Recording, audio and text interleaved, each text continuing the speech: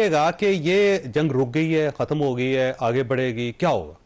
دیکھیں اس وقت تو ایک قسم کو جیسے سٹارٹ ہوئی تھی اس وقت سے کارروائی نہیں ہو رہی، تھوڑا سا اس میں ریسٹرینٹ ضرور ہے، پر جیسے میں نے پہلے کہا کہ اور میرے معزز ساتھی پینلسٹ جو کہہ رہے ہیں کہ ہمیں اس کا پورا فائدہ اٹھانا چاہیے.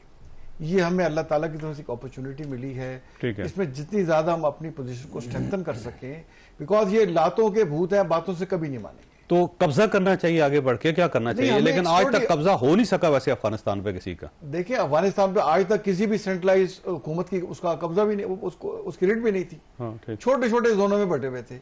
بٹ ہمیں یہ افغان کوریڈور اور 20 سے 25 کلومیٹر کا علاقہ ایک سیکورٹی زون ضرور بنانا چاہیے. ٹھیک ہے، آپ کہہ رہے ہیں جلال آباد میں اور ساتھ سپن بولدک تک جو علاقے ہیں ہمارے سارے آتے ہیں، ٹھیک ہے، ان میں ایک سیکورٹی زون بنانا چاہیے. اور ساتھ جو ہمارے ہمسائے ہیں، خاص طور پہ ایران، تاجکستان اور سعودی عربیہ اور چائنا جو وہاں انویسٹمنٹ کر رہا ہے، ان کو کانفیڈنس میں لے کے ان کی سپیس کم کرنی چاہیے. ٹھیک ہے، اور بڑے ان سے سیریس بات کرنی چاہیے کہ ٹھیک ہے آپ تعلقات بڑھانے جا رہے ہیں، فل ایمبیسی دے رہے ہیں، بٹ یہ اگر ان کا کونسل جنرل دوبارہ کھلا جلال آباد میں یا قندھار میں، وہ پاکستان کی انٹرسٹ کے خلاف ہوگا. اور یہ جیسے بات باقی ملک کرتے ہیں، ہمیں یہ جو ہوتا ہے نا پیار محبت امہ والی، دیکھیے جارڈن، ایجپٹ وغیرہ جو سارے غزہ کے بارڈر پہ بیٹھے ہوئے تھے، انہوں نے ایک فلسطینی کو اپنے ملک میں نہیں آنے دیا. رفح کراسنگ، فیلوڈیلفیا کراسنگ پوری بند رکھی.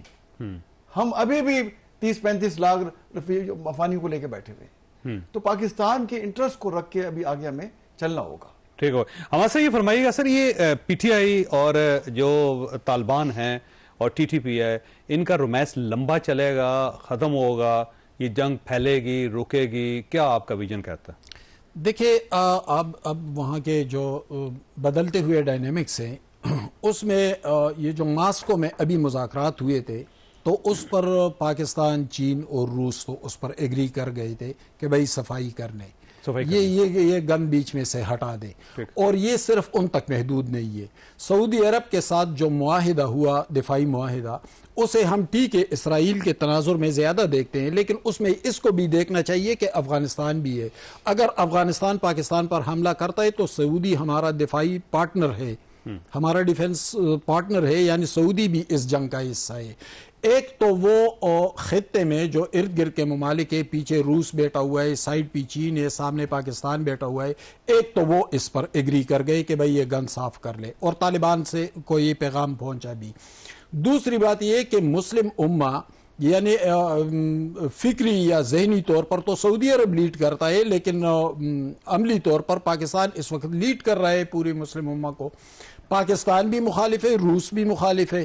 افغان طالبان کی اگر ایک جگہ رسائی ہے یا ان کا دفتر کئی کام کر رہا ہے، سہیل شاہین بیٹھے ہوئے، وہ صرف قطر میں بیٹھے ہوئے، قطر حکومت نے بھی ان کو ڈانٹ پھیلا دی ہے اس پہ جو بارڈر پہ فائرنگ ہوئی ہے. تو آپ مجھے بتائیں، دنیا میں تو پہلے تنہا تھے، صرف پاکستان سپورٹر تھا، صرف پاکستان سپورٹر تھا، یا کسی حد تک سعودی عرب یا قطر سپورٹر تھے، یا چین اور روس ان کو ذرا پاؤں پر کھڑا کرنے کی کوشش کر رہے تھے. جو ممالک ان کے سپورٹرز تھے وہ سب کے سب ناراض ہو گئے. اب وہ ناراض کس پہ ہو گئے؟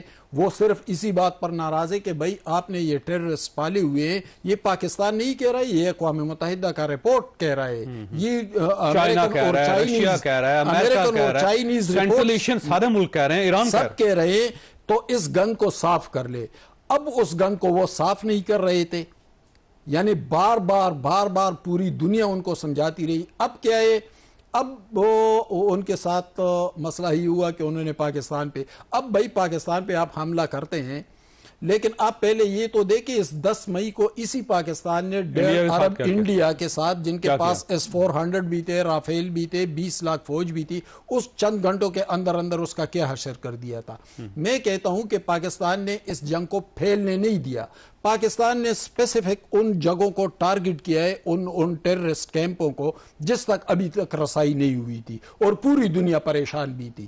اب پاکستان اس لیے جنگ نہیں روک رہا ہے، یعنی آپ نے تو ایک بھی جہاز نہیں دیکھا جس نے جا کر بمباری کی ہو، ورنہ پورے افغانستان کو چند منٹ کے اندر پاکستان، خدا نہ کرے کہ ایسا ہو، ہمارا مسلم ہمسایہ ملک ہے، لیکن ہو کیا رہا ہے؟ ہو یہ رہا ہے کہ ٹھیک ہے آپ نے فائرنگ کر دی، ہم جواب دے رہے ہیں، ہم نے بارڈر کراس کر دیا، اب ہم ایک جگہ کو ٹارگٹ کریں گے، اسپیسیفک ٹارگٹ کریں گے، اس کو اڑا کر رکھ دیں گے، اس کے اندر اگر کوئی دہشت گرد نظر آیا اس کو بھی پڑکا دیں گے، کوئی نہیں بچے گا۔